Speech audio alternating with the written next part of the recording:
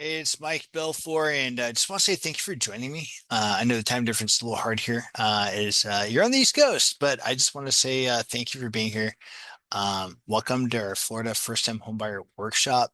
So whether you're joining us from Tampa, Orlando, Jacksonville, Miami, Fort Lauderdale, or anywhere else in Florida, I'm so glad you're here.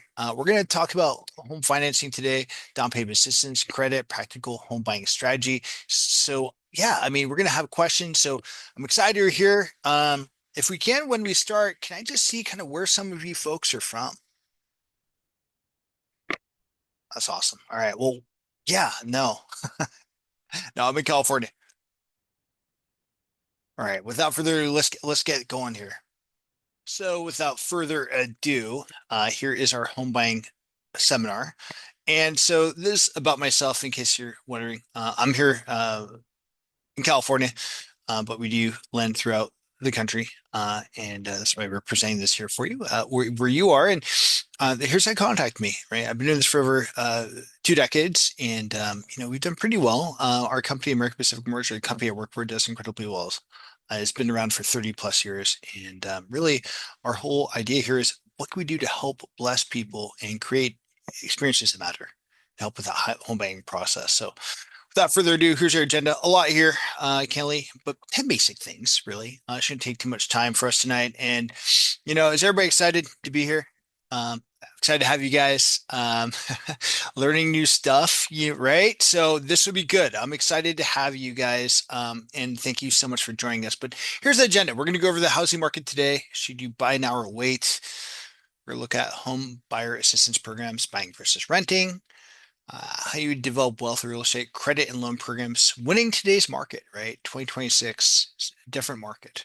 And then the buying process, some, common first-time homebuyer mistakes. Then we'll do questions and, we'll talk about setting your personalized game plan after I have a QR code. If you want to schedule time to speak with me. So I'll do that. And actually right now I'll include just my website in this chat window here for you guys. But all right, so today's market, what's really happening, right? The housing market isn't easy right now. We know that inventory and a lot of markets remain limited and affordability can be a challenge. Interest rates remain higher than most have expected, right? But at the same time, buyers face less competition than they did during the frenzy years. Sellers often offering concessions and credits. Actually, I'm seeing seller credits in some cases if you're using like a down payment assistance program, which we will talk about, um, coming in with little to nothing, sometimes nothing down at all other than that first initial deposit that's made on the sales contract. In some cases, is minimal as well. So the goal here isn't to perfectly time the market. The goal is to make a smart decision when you're financially ready. So why are still why are people still buying houses? Now, keep in mind, homeownership offers benefits that renting cannot. There's stability. Fixed rate mortgages provide that payment stability, and you can control your housing situation. There's wealth building. Every payment can help build equity. Homeownership remains one of the most common wealth building development tools in America. Feature flexibility with refinances, appreciation, and the biggest question really isn't where are the rates. The biggest question is, does buying make sense for my situation? So really your local market. Let's talk about where you are. National headlines matter, yes, but your local market matters more. Inventory levels, competition, pricing, seller concessions. I mean, on the national level, they vary significantly from one city to the next. But where we are and where I'm teaching this class, candidly, it's you're getting a lot of opportunities out there, which is really great, right? So some buyers are offering, yes, we're seeing in some markets, or should I say, multiple offers. Well, others are negotiating credits, repairs, closing costs. They're as I mentioned before, down payment assistance. I had a client just last week close on their transaction with nothing down. The seller paid their closing costs. They got their earnest money back after closing. These are possibilities here, right? So it's kind of cool. The key to is really understanding what's happening in your market and building a strategy that fits your goals. And we'll talk about that in a little bit. But the key takeaway here is don't make a home buying decision based solely on national news or headlines. Make it based on your local market, finances, and what your personal long-term plans are. So What's the outlook going forward? Nobody knows exactly where rates or prices will go. What we do know is that inventory remains historically tight in many areas. Demand still exceeds supply in numerous markets. Population growth and continues in generations, and we're seeing a lot of people move out of state, even where you are, right? We're hearing that. And then buyers who benefit are usually the ones who are creating a plan rather than waiting for perfect conditions. There are opportunities for buyers who are prepared and ready to act. So this is the big question I get daily and throughout the day. Rates move every single day. That's perspective. They're impacted by inflation, the Federal Reserve policy, employment reports, bond markets, and global events like what's happening as I record this on June 3rd, 2026, right? So the important thing to remember here is the rate that you see online is not necessarily the rate that's available to you. Rate that you get in the mail, maybe not available to you. Your financing is personalized. And a lot of times they do these as teaser rates to get you to call, right? So keep that in mind, but it does change day by day. It could be something you see in a flyer from last week, right? Versus what's available today, because what we're seeing is a lot of headlines, which is causing the markets to shift rapidly. So, what determines your rate? Every buyer is different. Factors include credit score, down payment, loan program, occupancy type, property type, loan amount. And our job here at American Pacific Mortgage is to help you evaluate those options and build the best strategy for your goals. So advantage is a buying versus renting. And I see the comment. Yes, I did bold buying over renting. uh, every situation is different, but understanding the long-term financial impact is important. Renting, flexibility to move, maintenance is typically handled by the owner. Monthly payments can increase over time and no equity accumulation. Now, keep in mind, and I could run a graph here in a second, and tend to do this on our one-on-one calls, but you can see rent appreciation 8 to 10% year over year, right? So as you see that, you can see that continuously going up. Whereas when you own, you have opportunity to build equity, you have potential appreciation, greater control over your housing situation. So those payments, if you're on a 30-year fix, can change, and potential tax advantages. I'm not a CPA, I'm not an IRS agent. I'm not a tax attorney. However, there are deductions that if you go to IRS.gov or talk to your accountant, that would be able to benefit you there. So the goal isn't simply to own a home. The goal is to determine whether ownership aligns with your financial goals and lifestyle. So how homeowners build wealth. Most homeowners build wealth in two ways: appreciation, as home values increase over time, equity may grow, or it does grow, right? And that's compounded. So Albert Einstein has a quote: the eighth wonder of the world is compound interest. As you compound appreciation, similarly, I'm sure we've all heard stories about, maybe your parents or grandparents who bought a property for X number of dollars and now it's worth this, right? So over time, it appreciates. Principal reduction. As you pay towards your mortgage, you're reducing that principal of the balance of the home itself, which would then cause appreciation. So over time, homeowners build substantial net worth through a combination of both. Here's an example at $750,000. 5 years later, we then see equity from appreciation, from principal pay down, total wealth accumulation. Ready to do a calculation at that. I'm going to run a number real quick. Let me pull that up just so we get an idea, right? But you could see that net worth over 5 years equate to, in some markets, as high as 250 to 300,000. Now, I do a whole presentation when we speak with our clients, looking at their particular market, and we do have 5, 10, and 15-year wealth development. In a lot of markets, we're seeing a person purchase property for $500 or $700,000, and then their net worth going to roughly 1.5 to 2 million based on the appreciation of that market. So the key takeaway here is a home is more than a monthly payment. It becomes one of the largest assets many families ever own. So here's the advantages of buying versus renting: equity growth, right? As I mentioned before, you have the equity growth, and this is what we're looking at. There's a graph to show exactly what we are just talking about on that previous slide. So understanding credit. I do want to kind of point to credit because we do get this question a lot. And keep in mind, your credit score is incredibly important. The minimum credit score is roughly 600, and some go as low as 540. We have FHA, VA loans in that realm, right? So what we do want to see though is, guidelines. We want to show that your credit is able to withstand or able to be approved in underwriting. That's huge. We want to make sure that works out. So that's why these things are important. So there's no open judgments or tax liens. There's one open or active credit line in the last 12 months, right? Or at least one, should I say.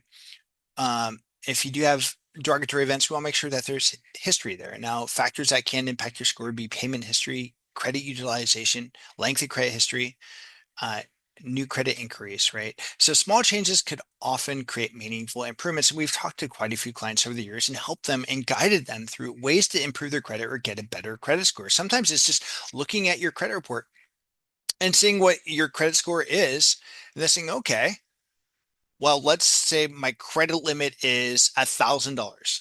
Get that credit balance below 30%, $300. Really, I'd say if you have credit cards, look at each of them, go through each one of them. What is your credit limit and what is the current balance? Try to keep it under 30%. That alone is one of the things that can help boost your credit. So credit hacks actually work. Before buying, pay credit card balances down, as I just mentioned. Avoid opening new accounts. Don't finance a new vehicle or get a new auto loan. Keep making payments on time and don't close old accounts. If you have a credit card, keep it open. Let the bank close it for you, right? And but watch it in case there's any annual fee, of course. But those long-term credit accounts that you have open can actually benefit your credit score because it shows that it's open, but you're not using it. But it then creates an on-time payment history because there's nothing on it. So watch it, those bills as they come in, look at it if you can, at least monthly, and don't be more than 30 days late on any credit card or line of credit, auto loan, things of that sort. So, what not to do during escrow: buy a car, open a new credit card, co-sign for anyone, and move money around between accounts without talking to your lender. So loan programs made simple. This is just a breakdown of what's available. Now, conventional loan limits go up to 832,750 now. I remember when I started, it was 417,000, except for Hawaii and Alaska, which was 625. So we saw that because we do see, of course, appreciation in home prices throughout the country, right? Driving factors for that would be places like California. We do see Hawaii again. We do see parts of Nevada. So in some areas, what we call the high cost areas, like in California, you could see a conventional loan at 1.249. And keep in mind with these conventional loans, there are loan programs that allow for as little as 3% down. FHA allows 3.5% down as well. So there are various things that we could look at. Now, if you're wondering what a jumbo loan is, jumbo loans are interesting. Jumbo loans allow for anything over that conventional loan limit as high as $5 million. There are also first-time homebuyer programs and bank statement loans. If you're self-employed, there are loan programs that can fit your scenario that are specifically for you. And really knowing that when you're looking for a loan, the best loan is the one that fits your goals, not the one with the flashiest marketing. So how homeowners build wealth. So we went over that. I apologize, went back there. I don't know why, but winning in today's market, the strongest buyer isn't always the highest offer, right? So keep in mind with that, we have strategy. And this is my point here. Seller credits, they could often reduce the cash needed. Rate buydowns, lower your monthly payment, fast closings, they'll help stand out to sellers, strong pre-approvals, better terms, right? Better outcomes. That's just kind of the key takeaway here is strategy beats price more often than people think. And this will help you get set up if you're looking to get started in the home buying process. So as we say that, there are programs that allow for down payment assistance, which essentially is a junior loan that's used for down payment and closing costs. FHA, 3.5% down. In some cases, you could get that 3.5% from down payment assistance. Conventional loans, again, they could, with 3% down, you can apply. And if you qualify for it, 100% financing using conventional loan, right? So repayments typically due when the home is sold, refinanced, or transferred, or the mortgage paid off because it sits as a silent second in most cases behind that first loan.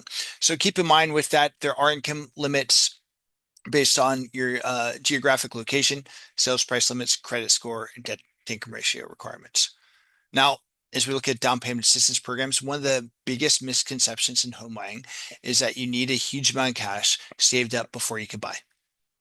A lot of people don't get that you could get away with less than 20% down, right? So many buyers qualify for assistance programs that help with down payment funds, as I mentioned, closing costs, reduce cash to close requirements. And the programs vary by state, county, city, right? And there are quite a few in your state that we could talk about. And that's why, of course, when we have our consultation, we'll go over that. So potential options include state housing agency programs, local and city, county assistance programs, forgivable assistance programs where if you don't pay the payment or if you don't sell or refinance within 5 years, it's actually forgiven.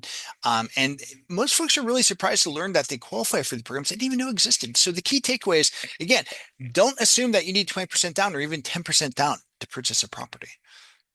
So here's kind of a chart. I screenshot this. I'm not going to read through each one because these are just kind of a national down payment assistance programs. Again, we do have ones in your state that are available, but this is just something to take a gander at, if you will, or look at, because it does give you some opportunity here, right? And just kind of make you think, all right, well, they're nationally programs, so they're also local programs that we like to discuss with our clients. So here's an example. Let's say you're purchasing a property for 700,000. The requirement's 3.5%, base loan amount 675. You have the mortgage insurance, which is put on the loan amount. Here's your monthly payment, right? With just assuming tax insurance included. Now, keep in mind this $24,500. That is, if you're qualified, or could be, your down payment assistance. What does that mean? 100% financing. There are still closing costs, and that's why on that previous slide, before I started talking about this, we mentioned seller credits, right? Or the possibility of negotiating the price for a seller credit, seller paid closing costs. These are things that are available, right? These are things that could be negotiated with a solid agent in your market. And we'd love to introduce you to one of those, but that could certainly help, right? So state specific programs, as I mentioned, they in some cases allow for as much as 5.5%. So in some cases, they may cover closing costs. There are programs that allow for not just first-time home buyers to use the grant programs, right? It could work with FHA, VA, USDA, and conventional financing. And then in some cases, FICO scores as low as 640. I've seen them as low as 580, depending on the qualification of the buyer. Debt income ratios, which is the amount of money that you earn versus what you pay on a monthly basis, up to 50%. Not always the lower of that, which often tends to be the case with some of the programs that most folks know about. So again, eligibility is a big thing. And that's why it's important to really find out what works for you, right? And so the eligible property types may include a 1 to 4 unit homes, condos, townhomes, and manufactured properties. Not a mobile home, but a manufactured property where it comes with real estate. So there are community select eligibility programs or hero type programs, which are for those who are public servants, those that bless our communities. So that'd be medical and healthcare workers, law enforcement, medics, firefighters, those that work in education and other eligible public service or workforce categories. So here are the 6 steps of home buying. So escrow for most takes 30 days start to finish. With us, in some cases, we're closing within 14 to 15 days as long as we have everything set up. So it starts with that pre-approval, right? You start looking for a house. And so when you get pre-approved, we want to go over your finances to get you started, to talk about your budget, to talk about how high you can go. Yes, high five. Great to know. What do you want to spend? You start hunting for a house. Let's say that's week 2, right? Maybe you go into week 3, you enter into escrow, and then that's where you start the formal underwriting processing, where you order the appraisal, inspections, get your loan approval, and work to close the transaction. So as we go through this, the pre-approval, what we look at, review your income and employment. Again, we look at your credit, look at down payment, and then we get you pre-approved. But in that discussion, that's the discussion that we like to build out a presentation specifically for you that looks at a total wealth analysis. So you can see exactly what things look like to build your comfort so you know, hey, is this something you could do? Are you comfortable with it? How high could you go? Great. You're pre-approved for 2 million. But if you're only okay with 500,000, we're going to talk about that. Right? We want to talk about what's going to bless you, fit your budget, and meet you where you are. Now, house hunting, that's the next step. As I mentioned, there's hundreds of properties online. So we want you to connect with your agent, and if you need an agent, we'd love to connect you with one. You find a couple of favorites, you tour a couple of them, and you check them out. You come up with 3 sources or 3 choices. And you narrow it down to making that one property. So we work directly with your realtor to basically help you run through those numbers so you know exactly what that looks like. So you build a comfort on that offer that you're going to make. Once you get that offer accepted, the next step is, of course, making, as I mentioned earlier, a good faith estimate or good faith deposit, should I say, or their earnest money deposit. And so that's where you put in good faith, hey, I'm putting this into an escrow account with an escrow officer to basically be held until we close escrow. That's where you order inspections, appraisal. We're at that time underwriting the transaction. We gather your loan documents, underwrite and finalize your loan, and then you get final loan approval. If we have everything moving quickly, we could do this in about 2 weeks, as long as we have responsive parties. That's the key, right? So understanding contingencies, this is something that protects our buyers. But a contingency is something that, hey, I'm working to get this closed, but I have an appraisal contingency. I want to make sure this property appraises before I buy it, appraises for what it should, what I'm buying it for, and it protects you, right? The loan can same thing. We want to make sure we get a full loan approval. In most cases, we're actually doing this before you make an offer because it will help you be more competitive or help with negotiations. But a loan contingency will protect your loan on making an offer or in an offer situation where if, for whatever reason, the loan doesn't get approved for this specific property for whatever reason it may be, right? You're protected as a contingency. And then, of course, inspection contingency similarly will make sure that, of course, you investigate the home's condition of the property. So again, every transaction is different and will help you balance the protection with a competitive offer. And one thing we like to shine at is being as competitive as we can be when it comes to making an offer. So here's really what happens in the underwriting side of things, what we do, right? So we verify your income, review your assets, we verify your employment. The appraisal is then completed and the loan conditions, if there's any conditions like, hey, can you get me an explanation for this address that you lived at in 2008? We request that, right? Simple things. It's really not as hard as most folks think. We get final approval. So again, you can help. The faster documents are submitted, the smoother and faster the process. And our promise to you is that we communicate every step of the way and keep your home purchase on track. We're good at that. We like to check in at least once a day, answer any questions that you have, right? That's one thing that we're transparently really, I think, efficient in is continuously following up. If you're looking for houses, we want to check in once a week. How's your home search going? Do you want me to work anything up? While you're in escrow, we tend to follow up with you every day because we want to make sure your questions are answered. And it's the biggest purchase you ever make. As we hit that final approval, we want to basically work towards getting everything done, getting the loan docs out right. So this is that final step down here, and you're clear to close, which is that next step. So you're basically at that point, you're wrapping this up. You're not going to be alone. Of course, we're here for you, as I mentioned, every step of the way. So the final step is life after closing. We'd like to be your mortgage advisor for life. We're here to help you build wealth, create security, and achieve your goals. So as things appreciate, we're going to go over, hey, here's a report. This is what your equity is doing. At least that way you know what things look like. And you see, okay, this is great appreciation. This is awesome. Building equity with every payment, we'll guide you through that. We could even do, we actually do a yearly check-in to go over, what's going on with your financial situation. If you're looking to refinance or purchase a property in the future, we want to be a part of that transaction. Really, what we want to do is help you grow your wealth. And if you're diversifying your portfolio in real estate, we want to be there every step of the way for you.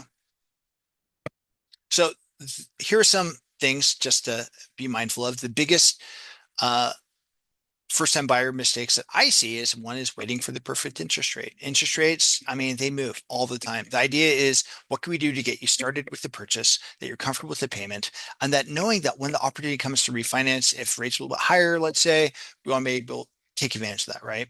Mistake number two is assuming that you need 20% down. As I mentioned, there are down payment assistance programs or programs with as little as 3 to 5% down. Mistake number three is looking at homes before getting pre-approved. You want to make sure you know what that looks like. If you're looking at a house and you're going to make an offer on it, it'd be good to know what that payment's going to be, right? Number four is opening new credit accounts during escrow or buying a car before closing. And then, of course, number six, not asking enough questions. We like to follow up and answer any questions you have. And so most of the costly mistakes can be avoided with a solid plan and the right team. So I do want to answer your questions, but before I do so, I want to point out two QR codes here. One is the top box, schedule your call. And I'm going to record this. So if you check it out later and you're watching this, posted on YouTube and you're like, oh, wow, I could connect. Yeah, right there. You can schedule a call with me and we'd love to talk to you about financing, what things look like, answer any questions you have. And if you'd like to get pre-qualified, talk you through that process as we did through this presentation. But if you'd like to already get started with your free soft credit check pre-qualification, meaning it's a soft credit check, it's not a hard check, it won't hurt your credit, but you can get pre-qualified. That's the link below for the application link. So you can do that as well. My contact information is also in the box to the right there. So if you have any questions on anything and you weren't on this presentation, or if you are on this presentation and you have a question and maybe you don't want to ask it in this group, I get it. Shoot me a message. I want to have a call. I would love to talk with you. I'd love to be there, talk about how we could get you set up and make sure that we really do work to get you the best thing we possibly can, really bless your situation and create a lot of success for you in your home buying process. So again, I'm going to stop recording this. So if you're watching this, thank you for watching. Let's get to some of these questions. There's probably a few here. So yeah.